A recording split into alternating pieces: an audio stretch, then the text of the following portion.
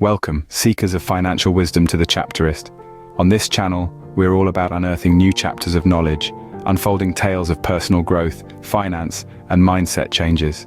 Today, we'll uncover the secrets of the wealthy, learn the laws of money that have stood the test of time, and most importantly, we'll discover how to implement these lessons in our own lives.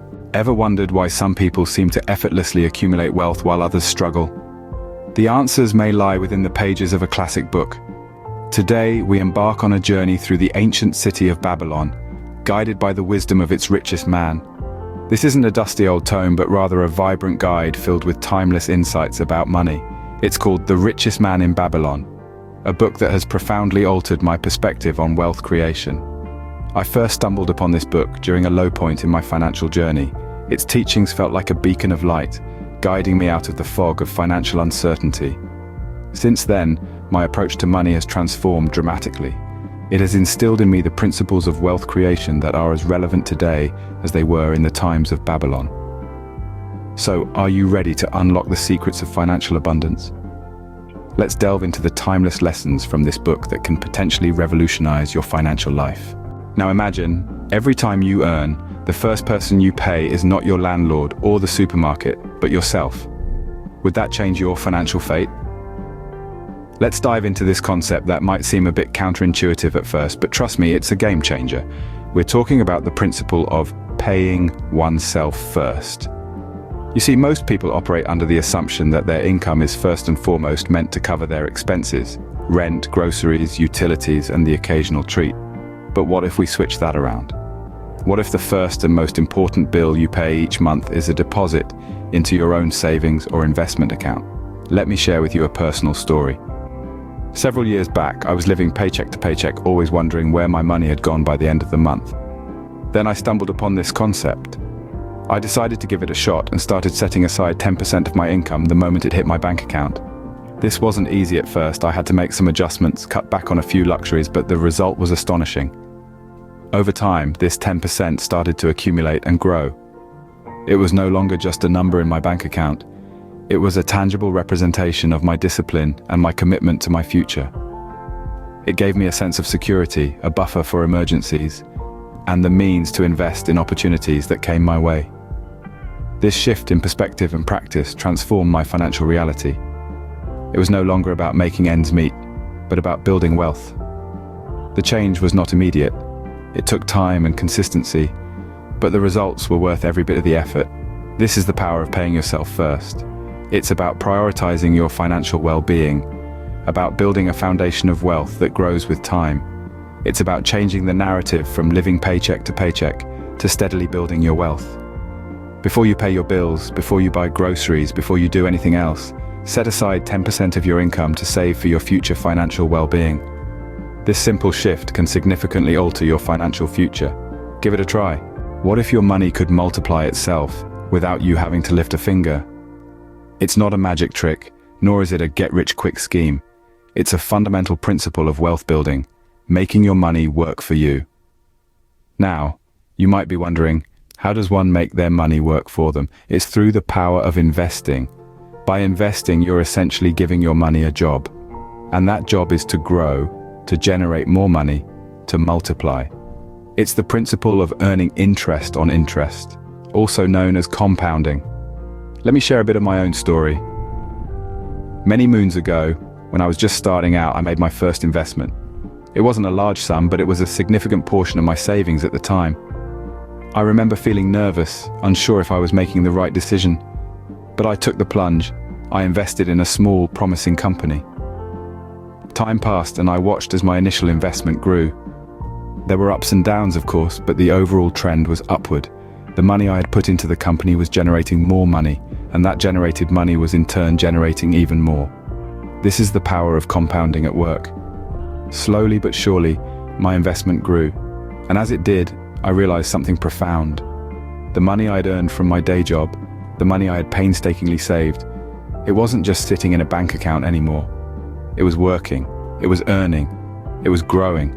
And all this was happening while I was asleep, while I was spending time with my family, while I was living my life. This, my friends, is the power of making your money work for you. It's not just about working hard to earn money. It's about making the money you've already earned work hard for you. It's about building a financial army that works tirelessly, day and night, earning more and more as time goes on. So remember, your money is your employee. The more wisely you invest it, the more it will work and earn for you. Do you consult your barber for dental advice? Then why would you take investment advice from someone unqualified? A fair question, isn't it? Yet all too often, we find ourselves swayed by the opinions and so-called advice of those who lack the knowledge and expertise to guide us in financial matters. This leads us to our third lesson: seek wise counsel. Let's consider the world of investing. It's a complex and often confusing landscape, isn't it? Stocks, bonds, real estate, commodities, the options are endless, and each carries its own set of risks and rewards. To navigate this terrain successfully, you need guidance. And not just any guidance, but that which comes from individuals who have a thorough understanding of the financial world. Imagine, if you will, trying to cross a treacherous mountain range without a map or guide. You'd likely find yourself lost, or worse, perilously close to danger. The same applies to your financial journey. Without the right advice, you risk wandering aimlessly, or worse, losing your hard-earned wealth. Let me share a personal anecdote. Once upon a time, I was persuaded by a friend to invest in a surefire business venture. This friend, while well-intentioned, was not a financial expert. The venture, as you might have guessed, turned out to be less than surefire. I lost a significant sum of money. It was a painful lesson, but one that underscored the importance of seeking wise counsel. That experience taught me to value the advice of financial experts, those who have studied the markets, understand the intricacies of investing, and have a track record of making sound financial decisions. These individuals are equipped to provide you with the guidance you need to make your money work for you. So, the next time you're contemplating a financial decision, remember this. Just as you wouldn't consult your barber for dental advice, don't seek financial counsel from those unqualified. Instead, turn to those with the wisdom and experience to guide you on your journey to wealth. When it comes to managing your money, rely on wisdom and experience, not hearsay or speculation. Ever heard the saying, "Don't put all your eggs in one basket"? This holds especially true when it comes to investing your hard-earned money. This brings us to our fourth lesson: diversify your investments. Remember the painful lesson I learned from my friend's surefire business venture. One of the reasons I lost a significant amount of money was that I had invested too heavily in one single venture. This is a common mistake that many of us make. We find something that we believe is a sure winner and pour all our resources into it. But what happens when that sure thing fails? We lose everything. That's why it's crucial to spread your investments across a variety of assets. Stocks, bonds, real estate, commodities. Each of these asset classes has its own risks and rewards. By diversifying your portfolio, you reduce the risk of losing everything if one investment fails. Think of it as a safety net. If one part of your net breaks, the rest of the net can still hold. So, how do you diversify?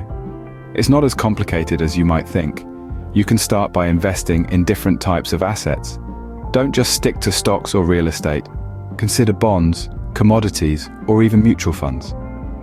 And remember, diversification isn't just about investing in different types of assets, but also different industries. The tech sector might be booming now, but what happens if it crashes? If all your investments are in tech stocks, you stand to lose a lot. But if you've also invested in healthcare, education, or the food industry, you're better protected. The key to successful diversification is balance. Don't go overboard and spread your investments too thin. Invest in a variety of assets and sectors, but make sure you understand each one. Remember our previous lesson about seeking wise counsel? This is where it becomes crucial. A financial advisor can help you create a diversified portfolio that aligns with your financial goals and risk tolerance. So, don't put all your eggs in one basket. Diversify your investments and secure your path to wealth. So, is the secret to wealth a complex formula or a simple set of principles? Let's take a moment to reflect on the lessons we've explored today from the book, The Richest Man in Babylon. The secrets of financial success aren't as enigmatic as they might seem. In fact, they are rooted in age-old wisdom that has stood the test of time. First, we discovered the importance of paying ourselves first. Before we pay our bills, before we buy groceries, before we do anything else, we need to set aside a portion of our income for ourselves.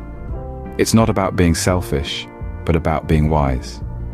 By setting aside at least 1/10 of our earnings, we're ensuring our future financial security. Next, we learnt the vital principle of making our money work for us. Instead of merely saving, we must invest our money wisely. Our money can be our most diligent worker if we let it, tirelessly producing more wealth while we sleep, eat, or enjoy our leisure.